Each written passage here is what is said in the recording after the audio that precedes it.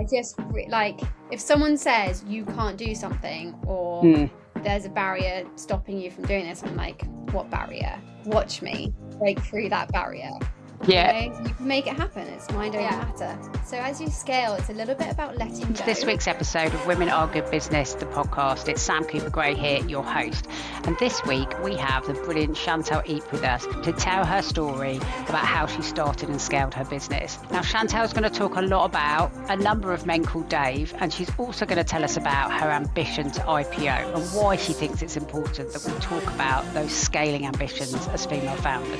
So join me in welcoming her to Women Are Good Business. Welcome to the podcast. I am so looking forward to hearing your story today, and I'm going to kick off with just tell us a little bit about you, your business, kind of a little bit about that early journey into entrepreneurship. Yeah, well, it's great to be here. Thank you so much for having me, Sam.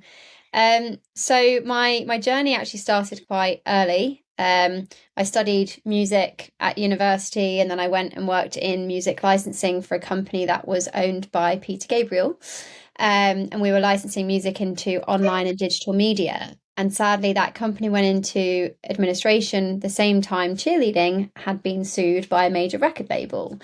I'm a 2-time world champion cheerleader. I had a music production company that made music mixes for sports, and of course have studied music my entire life and was working in music licensing and really interested in music copyright. And so when the lawsuit happened, I was perfectly placed to create a solution to the problem and decided to start and build ClicknClear. And so it was quite in a way, it was a decision made for me. It was kind of the universe saying, hey, there's this thing which you're perfectly capable of doing. You should go and do it. And so I just listened and followed that path, and then was working part-time for other companies. I think at one point I had 4 jobs whilst building ClicknClear in the early days, and just kind of went through the motions of working out what I needed to do to get set up, to get record labels and music publishers signed, to get our tech built, and to start working with sports. It's really interesting that kind of to you kind of felt like the perfect time just happened, and you just, as if it didn't occur to you not to do it. Yeah. And did you come from an entrepreneurial background? Because a lot of people, that would just terrify them too much to do anything, especially while trying to, 4 other jobs, paying bills. Like, is there something in your background that made you think, do you know what, of course I can do this? Definitely. So my mum, she started her own dental practice when I was 15, and I helped her get all the marketing together. I think I even made her original logo. May even be the one that's still in use today. So I helped her with all of that. I did all of her business accounts. I was a receptionist. I learned all about running and building a business.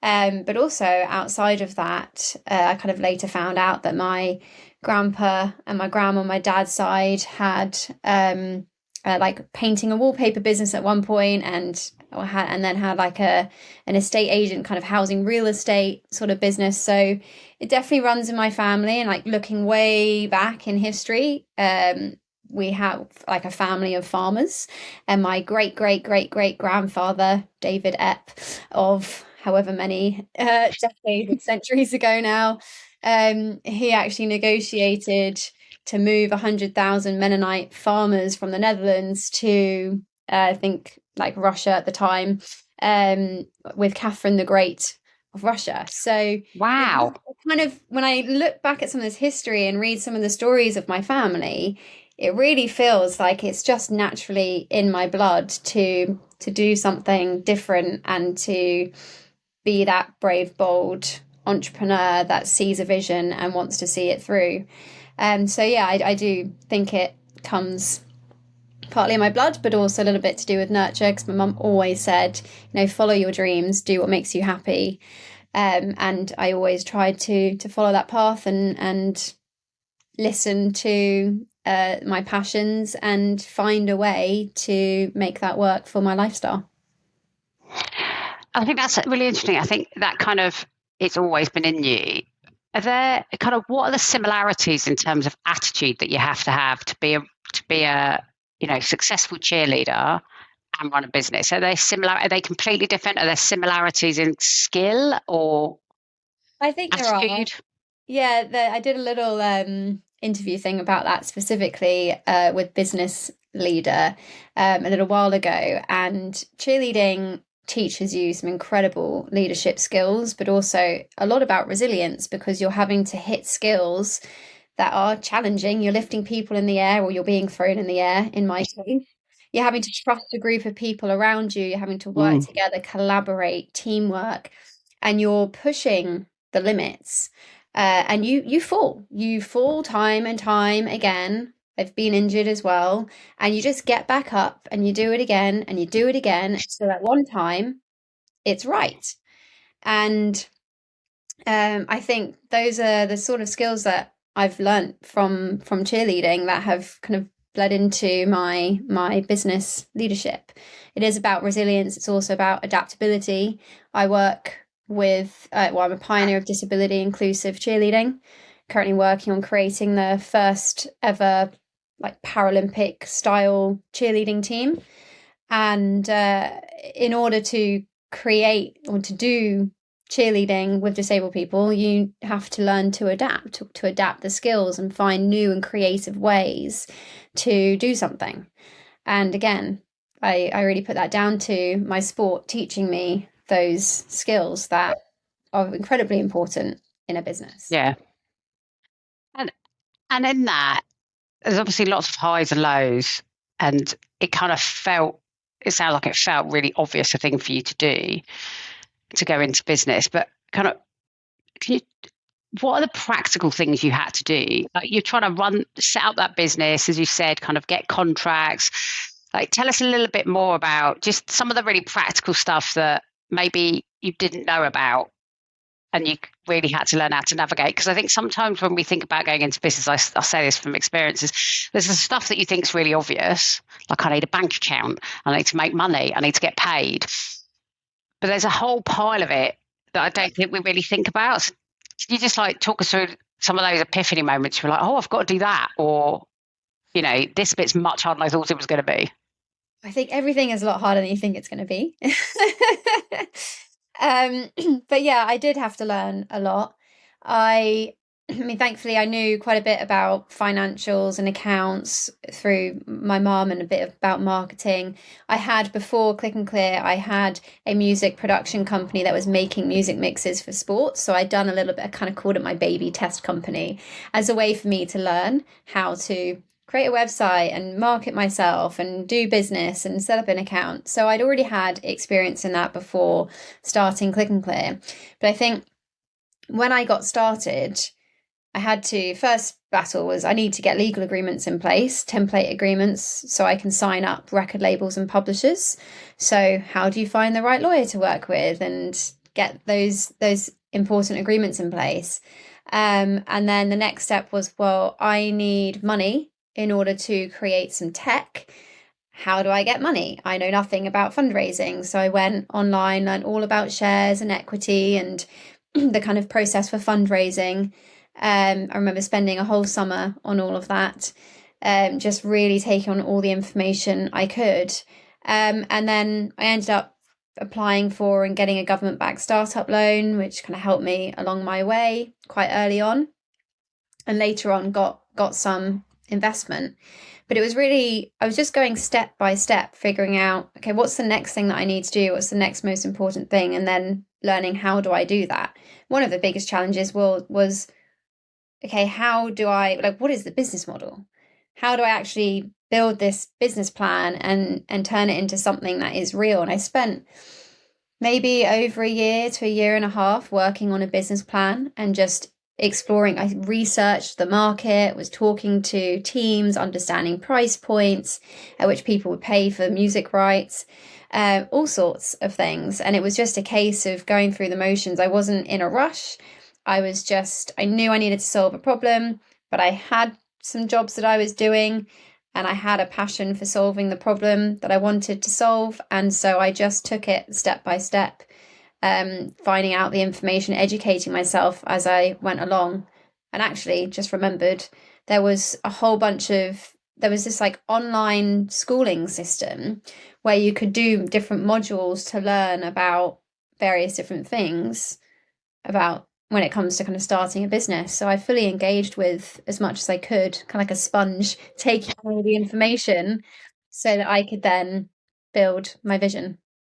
And what were like the biggest blockers? What was the thing you found hardest to kind of navigate yourself through? Or Um, still are, maybe, because it's not like you're not running the business anymore, and it doesn't get yeah, easier as it gets bigger, right? it actually gets harder as you go along, in my opinion. When I look back at those beginning days, and those were some nice, easy times. Um, but I think one of the biggest challenges I've always had is just getting access to an appropriate amount of finance to be able to do the next thing that we want to do. We are a tech company. We're building a lot of technology. We're solving a very, very complex and challenging problem. And having access to people, to good people and finance is difficult. Many investors don't invest in the creative industries, let alone music rights. And female founders are known to be very underfunded. So I've always just explored all of the different routes of funding that I can take. And I think that is still today the biggest challenge that we've had. I haven't been able to secure nearly as much as my male counterparts. And And how do you kind of what approach do you take to tackling that? Because it's something we hear a lot, right? And it's so frustrating because you're in the tech space, so you would think that's where everyone says that's where the money goes. Like how did you go about hunting out investors? Because I think when I speak to a lot of founders, whether they're men or women, it's knowing where to find the people who've got the money and then really understanding what they actually want from you when you find them. So how have you, like, what have the learns that you've had, acknowledging you're still going through it and still trying to raise? Yeah, so I mean, some of it was luck, has been luck up to this point. And I found my very first investor, Dave, number one, when like at a music industry event, I met his wife. She loved what I was doing, knew someone who might be interested, and then I was introduced to Dave, number one, a little bit later on, and he invested in the company. He's been a huge supporter. And then through his network, he brought on board Dave number two and Dave number three. And then I met Dave number four, who brought on board Dave number five. And that was my first five investors for like the first 2 years, you know? And then after that, we started to diversify. We brought on board a John and Omar and then putting some female investors. I mean, this is not a joke. This is real. That's It crazy. kind of goes to show the investment landscape and who you're dealing with. It's just a bunch of Daves. Um, so yeah, I mean, part of they're all angel investors. I have got other types of investors on board as well. But they're mostly all angels, and so they're just people who are passionate about what we're doing or interested in the space and or thought I was a great founder and so wanted to invest. And that's been how we've kind of gone about it over the years, and just continuously get more investment as and when we need it. Mm. And how have you handled that kind of, you said you started with a startup loan, so taking a little bit of debt, and then, getting equity investors. How have you handled kind of working out which bits to which approach to take, whether it's debt or whether it's equity, and how to manage? You said you did lots of online learning around kind of how much do you give up of your company for what, and like how have you navigated that? Because I always find when I speak to founders, that's really hard to know how to get it right. It is. I mean, I think there are general like parameters online around like what percentage you should sell. I don't like to say give away because you're not really Absolutely. No, giving it you're not giving it away. away. No. You're actually partnering with people who support you. And so really you're like selling a share of the company for them to have the opportunity to work with you and for you to have the opportunity Mm, to scale the company. And I do think equity funding is a really positive thing, especially in the UK when we've got great tax incentives. mm, But I also always go after grant funding. We've received a number of Innovate UK grants, and I'm very, very grateful for the grants that we receive, which is non-dilutive. So, you're not selling any shares. And then the debt funding piece, it really just depends on the sort of the time, the situation we're in, where we're at with investors or a funding round. And I don't think there is any like formula as to this is the way to do it or this is what's perfect for your business. It's different for everyone. And it really just depends on your journey and where you're at. And fundamentally, your main focus is obviously get revenue and make sure that you've got financial support. So if your revenue isn't where it needs to be, then how are you going to fund that missing piece? And what is the best type of funding for the stage that you're at? And sometimes that funding may not come through. So what are your alternatives? So I usually like to take quite a wide sweeping approach, especially because in my experience as a female founder in creative industries, traditional VCs don't tend to invest in this space. So I try to get a bit more creative around who's investing, but I'm also quite picky with who I bring on board as an investor. And I have turned investors down and not afraid to do so. And I think that's really important, right? Because investors have got to be right for you. It's got to be the right fit. It's got to be right both sides, not just, and I know a lot of founders who've done that. And actually, it's incredibly brave when you need the money in order to keep going. But I think as you get more experience, you learn who are the right people. Like you've got your 5 Daves and your other investors. I wanted to kind of pivot a bit away from kind of the getting the support to kind of driving revenue. So kind of what have been key to you, either in skills or things you've learned how to do, or like what has been key to you in order to keep that revenue growing? Because at the end of the day, revenue is the thing that, if you can grow the revenue, you don't need as much investment. Like what has been key to you to actually make it successful as a kind of, profitable business? I think for the type of company that we are, it's been very much more about relationships and building strong relationships.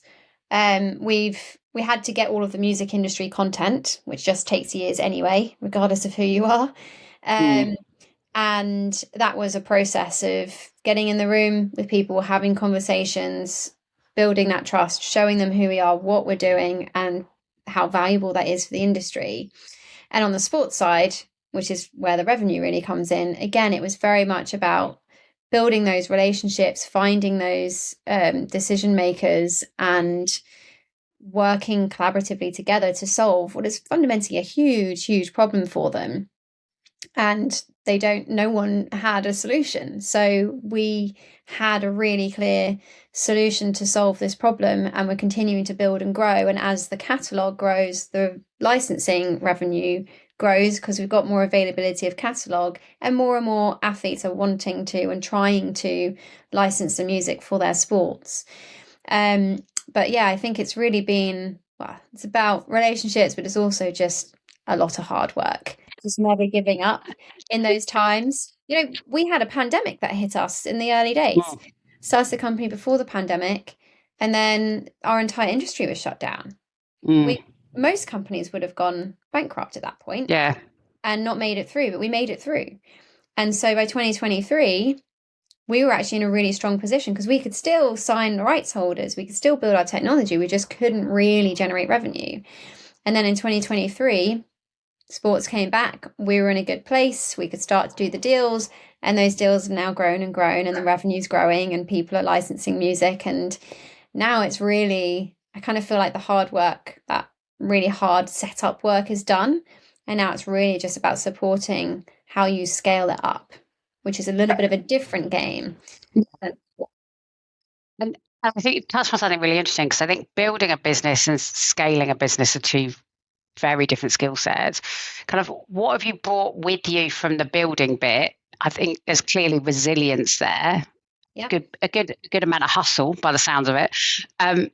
But what are the new skills you're now having to kind of learn and flex as you try and then scale the company? And tell me a little bit about where you want the company to go to.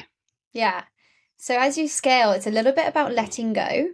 So I always compare a company to like a baby and a child and adult kind of growing up through the stages of development, natural development. As a baby, you're constantly nurturing them, looking after them, doing everything for them. And that's kind of the early startup stages of a company. And then they get to the sort of toddler stage where you've got some challenges and you're kind of having to deal with it. And they're getting a little bit more independence, but you're still really having to be on top of everything. Then you get into those kind of teenage years, which I think is the early stage of a scaling up company where more and more independence is needed. And as a parent, you kind of take a bit more of a step back and let them build and grow their life. So that's kind of where I'd say a scale up is at the teenage phase. And so I'm learning I need to let go a little bit more and my team need to do more to manage and run the company. And whilst I'm still there for all the key decisions, I can't be in the day to day of the company. I need to be working on the company. And it was I attended a business leader event run by Sir Richard Harpin, incredible entrepreneur and founder, owner of HomeServe, which he sold or exited. And one of the things he kind of had the seven points of success. And one of them was as a founder and CEO, you need to find your replacement. And so at some point you need to be in a position where you replace yourself with somebody else because the company's matured to that point where you can then really step away. And that was really, really hit home with me. And at that point, we were actually really starting to grow. We had just done the Paris Olympics and lots of other really amazing things. And so over the last year, I've been learning more about kind of letting go and delegating more and more to the rest of my team so I can then just focus on the growth part of the business. And I think have you found growing pains in that? Have you found that quite difficult to do? I haven't actually found it too difficult to do. Yes, there are growing pains because you're also handing some responsibility onto people, and sometimes there can be mistakes, and you're then having to deal with those, or you think everyone's aligned, and then actually the direction goes slightly off road, and you have to then kind of bring people back. But overall, I mean, I really trust my team. They're an incredible group of people. And so I have full faith in their capabilities. But I think I've done it maybe at a slower pace. Partly because you're dealing with lots of challenges, and sometimes as a founder you need to just step right in and get your hands dirty doing work, right? In certain areas of the company, I think it's still important for founders and CEOs to do that so that you can really understand the processes that are happening underneath the surface. Yeah. And you touched on the fact that trusting your team is really important. And I think in a small business, that's absolutely key, right? I was chatting to someone the other day who works in the recruitment space, and just the importance of knowing how to recruit well. Kind of what are some of the successes and failures you've had when recruiting? It's hard, right? Because in a small business, it's so important you get it right. Yeah, we have had successes and failures.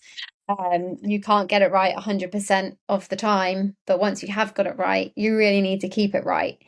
And I think we've always been good at making sure that our team are really with us on the journey and supporting their career development. We hold quarterly career development sessions to make sure that what they're wanting to achieve is being made possible through working with us. And if they're not aligned, then maybe it's not right for them being with us. But yeah, it is hard finding the right people. And I don't want to go into too many details of the failures. But there have been some. You sometimes bring people on board, you think they're going to be great, turns out that they're not so great, or their growth starts to kind of get to a cap, or other life circumstances happen and you're dealing with some challenging situations. Yeah. And I think never know what's around the corner. No, and I think as someone who came out of a big corporate, you forget that when you're a small business. So I think it's easy to forget if you sit in a corporate business that there isn't an HR department there. There isn't a bunch of other people who are there to like give you advice and support. It all falls down to you as the founder, right? And as that kind of founder, where do you find your support and community? Like, where do you find those people you can have that, oh, this has happened with a member of staff, or I've hustled and I still can't find an investor. Like, where do you find that support and community? I have various networks and communities. So my first port of call is almost always Dave number one, who actually works in the company. So he's an investor, but also technically an employee. So he's brilliant. But outside of that, it's really helpful connecting with other founders. And as part of the Innovate UK grant, the Women in Innovation grant, I have a group of 50 women who are all founders who we connect with. We've got a WhatsApp group. We chat, we talk about the challenges. We're very real, very honest. We give each other support, we give each other advice.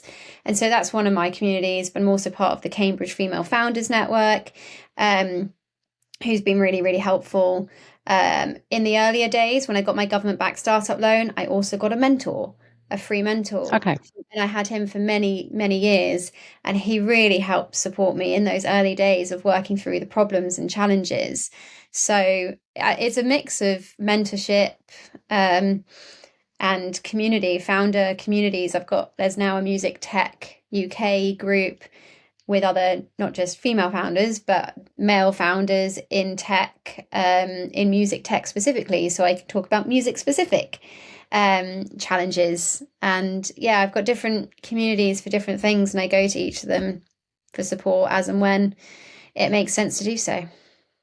Yeah, and I think we underestimate sometimes how important it is to have those different sounding boards to go to. On that, just you've obviously got your Daves. Do you have like a formal advisory board? Like, what have you looked at in terms of structure to give you formal support? So we don't have a formal advisory board. We have like board observers, which are really helpful. But actually, I have some go-to investors who, in a way, act as my advisory board. Mm-hmm. I go to them for advice, and they give really great advice.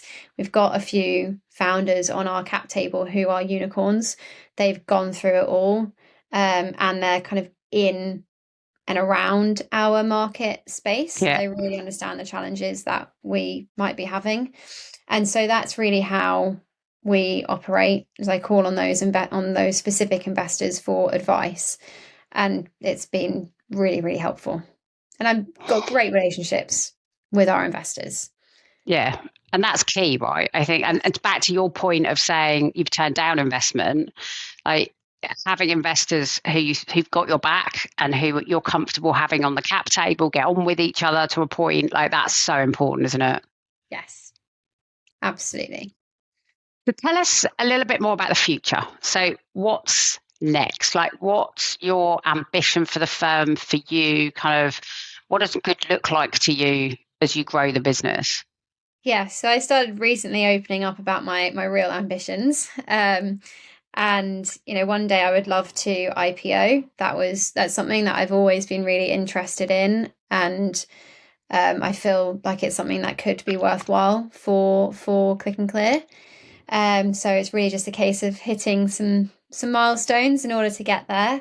But that is really my kind of ambition in terms of that exit.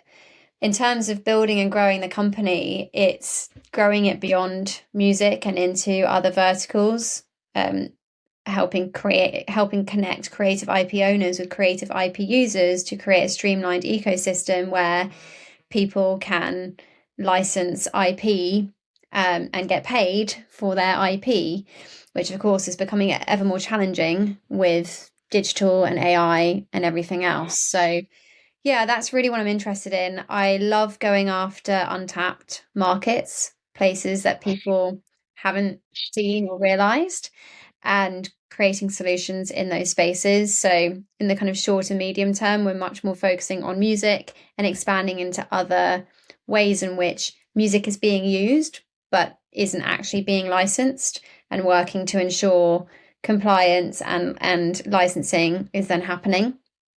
But then, yeah, as I said, beyond that, it's moving into other verticals. So it's about kind of growing and then diversifying so that you can get to that bigger stage. I'm really interested in the IPO thing. I love it as an ambition. I think it's a brilliant ambition. I think more people should be open about the fact that that's an ambition. And as I'm sure you know, the numbers of women who have IPO'd in the UK is tiny. What is it about the IPO that is an ambition that you want? Is it because it's a clear way to exit, or is it a kind of principle thing? Like, what is it about that? Because it's an amazing ambition, but I'm just really interested in the journey you took to get there and why you've now started talking about it, like, and being really open about it. Yeah, so I think it's kind of a few different reasons.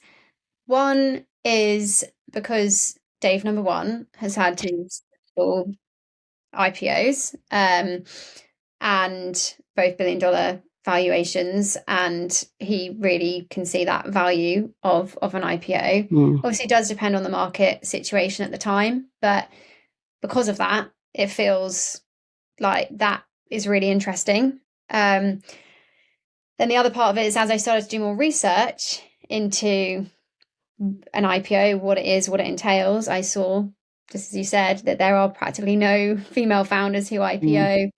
And when you look at the number of CEOs of listed companies on the AIM market, it's about 10%. On the FTSE 250, it's 10. Not even percent, it's 10. No. Yeah. And I'm like, why is that? How can that be? And I'm one of those people, I like to prove people wrong. I'm always like, wrong. It's sometimes a bad trait, but I guess like if someone says you can't do something or there's a barrier stopping you from doing this, I'm like, what barrier? What's break through that barrier? Because it's not impossible. Once you really set your mind to it, you make it happen. It's mind over matter. And so that's kind of one of my like personal things, but also like actually looking at the company. Right now we're a music rights company, but I have ambition going beyond that, and expanding our technology. And so, yeah, we could go down an acquisition route and sell off. But then in the music industry, you've got the major record labels, major publishers. You have some companies that could be aligned with what we're doing, but then if we get acquired, how's that going to work from a legal rights perspective? Are those rights holders all going to be on board with that? Are they going to be challenged or actually just damage the company? So that's a consideration. And then also that actually limits the overall vision, and means that you kind of just have to give up on that whole piece to just sell the company in one existing market. So, and also I've kind of been told by one of my investors who's got some experience in this space as well, that in order to like a company for acquisition, if you're building a company for acquisition, you generally want to have one revenue stream and just do a really good job of that revenue stream and then get that acquired. Whereas if you're looking to IPO, then you generally want to diversify your revenue streams and possibly even acquire other companies. And acquiring other companies is also something I've always been really interested in, because it's a different challenge. You're kind of bringing things together, like in a way collaborating and pulling pieces together to make something even bigger and whole. And so just naturally, ClicknClear, we already have multiple revenue streams. Just because of the way that our market works, we have to kind of have these different pathways. And so it just feels a little bit more aligned. But it's not to say that we won't go for an alternative option, or an acquisition. Of course, there's private equity acquisitions as well. Yeah. Instead of going, directly in industry. So, you don't really know what's going to happen. No, but I think have that direction. And I think you've hit the nail on the head there. Aside from the fact that I definitely identify with I'm very likely to do something if someone tells me I can't. It's probably the quickest way to get me to do something. I have not changed much since I was a child. She said, "Oh, you tell me I can't do it." But I think that direction piece is so important. A lot of the founders that I work with on building their strategy as their scale is and I use this analogy a lot, which is in Alice in Wonderland when she meets the Cheshire Cat and there's two paths, and she says, which path shall I take? And the Cheshire Cat says, where are you trying to get to? And she says, I don't know. And so he says, then it doesn't matter which one you take. I think having a direction, it doesn't matter if it becomes snakes and ladders and you pivot, but one of the most fundamental things that you have to have, and I think businesses who struggle to really scale or lacking, is having a point that they're aiming for, because it helps you make really good decisions, but also helps you not make bad decisions, and helps you avoid what I call shiny object syndrome. Yeah. Because it's so easy to go, oh, that's really interesting, and go down a rabbit hole, keeping with the Alice in Wonderland analogy. And so I think that direction piece is so important. And actually, it doesn't matter where you get to on that journey. Although I'm absolutely backing you to IPO. I want to be stood there when you're pressing the button at the London Stock Exchange. I think it is about having that clear direction, because it just helps you say no to stuff. And I think that's something people really underestimate how important it is. So we're almost at the end. This has been so fascinating. So thank you for sharing your story. I want to ask you a little bit about the things you wish you'd known. So, like, what are the, I don't know, top 3 things that if you could go back and talk to your younger self, either when she was helping your mum at 15 to, do the marketing for her business, or when you started that first little music company, what are like the 2 or 3 things that would just made that journey slightly easier? I always don't like this question, but I think so one of the things for me is we spent money on marketing way too early. Okay. And I wish I'd known that wasn't one of the first things I needed. But it was actually better spent either in tech or on the music side of things. And we've never really needed to actually spend that much on marketing because of the type of business that we are. It doesn't really make sense. I think that's one of my biggest learnings for sure, and something I wish I had known very much early on, because we would have saved some money. Mm. And I think the other side of it is I wish I'd known how long it would take to sign all of the major record labels and music publishers, because I think I probably would have just built the business a little bit differently Mm. in the earlier days. I mean, I don't know if I really could have, but that is a massive barrier. I mean, it's a good barrier for us now because it's a bit of a moat, but it is a big barrier Yeah. to companies looking to get started, especially if you're dealing with music rights or have to work with music rights. And people think it's so easy, oh, just sign all the majors.